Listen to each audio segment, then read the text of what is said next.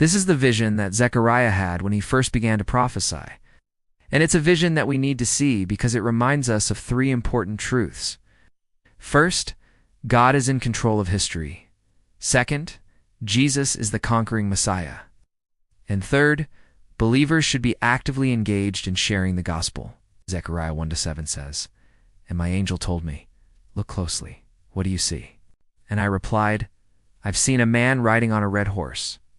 He was among the myrtle trees, and behind him were horses up to their fetlocks in water.' Then I asked the angel, 'What does all this mean?' And he answered, 'Listen closely. The earth is at rest and is quiet. Be still, for 4 horns have been found scattered among the myrtle trees, for mighty horns.'" Okay, let's break this down. Who is the man on the red horse? Well, there are a few details that help us know. First, he's among the myrtle trees. This might not seem like a big deal, but in the ancient Near East, horses weren't just allowed to roam around everywhere. They were typically kept in stables or in pastures. So the fact that Zechariah sees a horse here suggests that this man is significant. Second, there are other horses behind him. This could suggest that he is a leader of some kind. And third, the earth is at rest. This suggests that he has authority over the nations. So who exactly is this man on the red horse? Well, look no further than Jesus Christ himself. In Revelation 6:2-2, we read about a white horse and its rider. John says he who sits on it is called the Antichrist. Now, the same imagery is used in Zechariah 1-7, except instead of a white horse, we see a red horse. Red horses were symbols of war and conquest in the ancient Near East. And when we combine that with the detail that the earth is at rest, we can conclude that this is a reference to Jesus' return to earth in his second coming.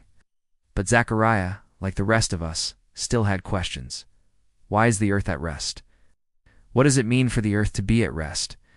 Well, the answer is found in the last part of our passage. The earth is at rest because 4 horns have been found scattered among the myrtle trees. Horns were symbols of power in the ancient Near East. And these 4 horns represent 4 mighty kingdoms that once threatened God's people. But they have been scattered among the myrtle trees, which means that God has scattered the nations and brought them to an end. In other words, this is a message of comfort to God's people. No matter what nation you're from, God is in control of history. Jesus is the conquering Messiah, and he will one day return to his home address. And when he does, he will scatter the nations and bring his people back to himself.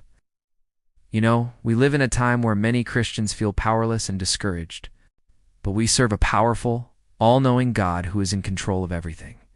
So don't get discouraged. Don't give up. Keep your eyes on Jesus, the author and finisher of our faith, who will one day return to earth and make all things new. Hey, I hope this encouraged you. If it did, share it with a friend.